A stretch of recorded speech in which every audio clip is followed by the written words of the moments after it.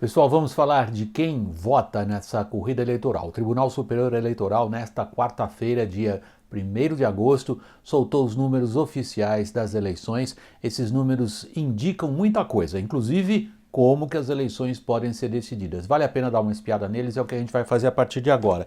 Em primeiro lugar, peguei esses dados todos no site oficial do TSE, é um site muito fácil de ser consultado, vocês podem conferir lá, recomendo que vão lá e deem uma passeada pelos números. Em primeiro lugar, o número mais simples, subiu o número de eleitores das últimas eleições para cá, vocês conferem 3,14%. Ok. Os principais colégios eleitorais de acordo com as regiões brasileiras. Conta já uma história interessante para nós aqui.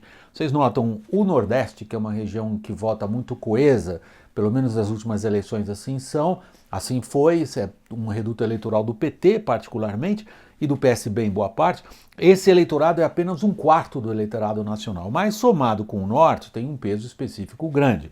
Agora, realmente, o grande peso das eleições continua sendo o Sudeste e o Sul, e mais ainda o Centro-Oeste, que tem um comportamento em termos de eleições mais próximo do Sudeste e do Sudoeste. Agora, dentro dessas regiões, São Paulo continua sendo de longe o maior colégio eleitoral brasileiro, mais de 33 milhões de pessoas, portanto, São Paulo, como eco, como repercussão da campanha política, continua tendo um papel decisivo.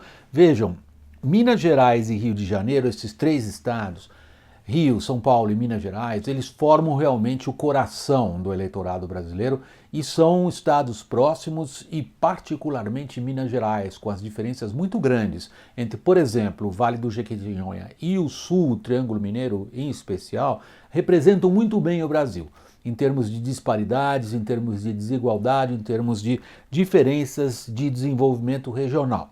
As mulheres, mais claro ainda, formam a maior parte do eleitorado no Brasil, 52,5% vocês conferem. Agora vem um dado que assusta. Este dado assusta. 38 milhões dos eleitores brasileiros, e vocês viram lá numa das primeiras transparências que eu mostrei, o Brasil terá algo como 140 milhões de eleitores, o número exato vocês conferem lá no TSE, 38 milhões desses eleitores não têm o primário completo.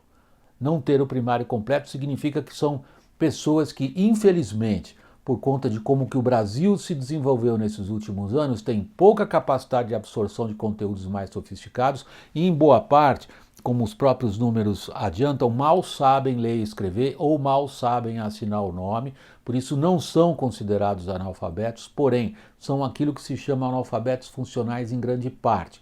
Não ter completado o primário fundamental é um retrato da, digamos, bem clara desigualdade que continua sendo uma das características principais do nosso país. Vamos adiante. Outro número muito interessante em termos de eleições, particularmente as eleições deste ano. Notem, eu destaquei aqui em vermelho os diversos grupos por faixa etária. Percebam que o grupo que vai de 45 a 59 anos de idade é pela primeira vez o grupo com maior peso dentro do eleitorado, enquanto que houve uma diminuição relativa do número de jovens, considerados jovens aqui até a faixa de 29 anos, no total do eleitorado brasileiro. Vamos lá, eu disse para vocês que esses números nos dizem algumas coisas sobre como essas eleições provavelmente serão decididas. Vamos recapitular algumas das coisas principais. Nós temos um enorme número de pessoas com pouca capacidade de aquisição de conhecimento.